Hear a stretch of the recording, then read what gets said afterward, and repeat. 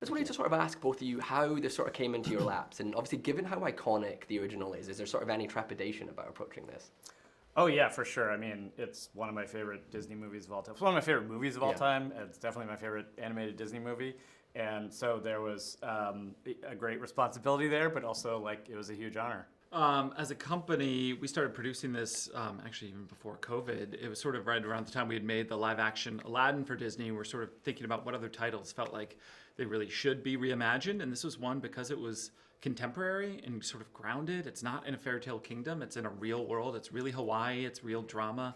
It sort of felt like it lent itself really well to live action. And then I was trying to figure out who the right filmmaker was. And then it was, we all saw Marcel the Shell and fell in love with it. Yeah. And Dean came in with one of the best, simplest pitches I've ever heard from a director, where he was just like, jokes plus tears. Yeah. And I was like, that's it. Great, Heart and humor, that's what this movie needs, and it's what Marcel had, and it's what he brought to this movie. So I make movies to try to trick my dad into crying in public.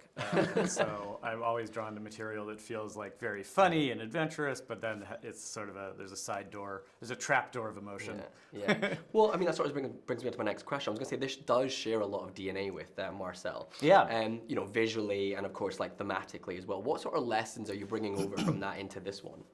I agree. Yeah, I think on the surface they're very different, but it does share a lot of DNA. They're both these sort of unusual protagonists who are seeking out family or trying to find their place in a world that wasn't really made for them. And because of that, they're my favorite kind of character, which is like they're very charming and funny on the surface and cute. But then because of that situation, they have this sort of quiet profundity and emotion to them that you can tap into when you're telling their story. And so I don't know. That's my favorite kind of character. Mm-hmm. And of course, music is such an important part to Lilo and Stitch. And obviously, for this one, you guys bring back the Kamehameha School Children's Choir, and then Mark Kealoha, which must have been a really special process. What was it sort of like bringing those guys back and just getting to work with them for this? I think we were all like really big fans of Mark's from the original score and all the work that he did on that with Alan Silvestri, and so we were really adamant about trying to get him back. And the children's school choir, of course, is like such a great part of the texture and the and the sort of community warmth that you feel on all those tracks in the original. So we were dead set on bringing them back. And then also we happen to have a family connection. Our screenwriter Chris Bright his mother is actually the director of the Kamehameha School Children's Choir, and so it was awesome just to be able to make this like such an actual family affair. And of course, Lilo and Stitch is just such a timeless and classic story. Just a question for both of you: what do you think makes that story and these characters so iconic and just so multi-generational to kind of everyone that watches it?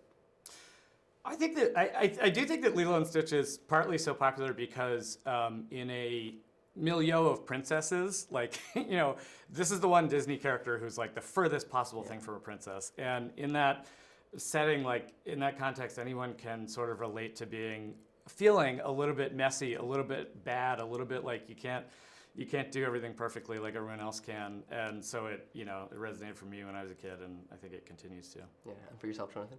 Well, I think everybody loves a troublemaker, so Stitch is the ultimate troublemaker and sort of is singular in the Disney universe because of that. But yeah, I think it's, they're flawed, lonely characters who have to believe that you can find other people like that and you can have this found family, and I think we all need that. And I also think the movie is about what seems like the worst thing that could ever happen to you turns out to be the best, and I think having that optimism and that spirit, I hope people take that from this movie. Yeah. So. Of course, and I'm a big fan of sort of the rest of the Lilo and Stitch lore, obviously the entire series, Stitch the movie, Leroy and Stitch. If you guys were to do another take on any of those other sort of stories, which one would it be and why? Do you have any preference? I think fans would crucify us if we didn't include Angel. Of course, which would be, that'd be amazing. Yeah, and for yourself? I think it's got to be Angel. I have so many friends. I have a 9-year-old and a 5-year-old, and all their friends say, "Is Pink Stitch in the movie?" And they just call her Pink Stitch. So there's a little nod to Pink Stitch, as you probably saw in the movie in this one. Yeah. So that maybe we'll expand that out. So. Yeah, there's a bit of an Easter egg for those that are looking closely. Perfect, cool. Well, yeah, thanks so much for your time today, guys. Thank you. Thanks so much. Yeah, perfect, thank you.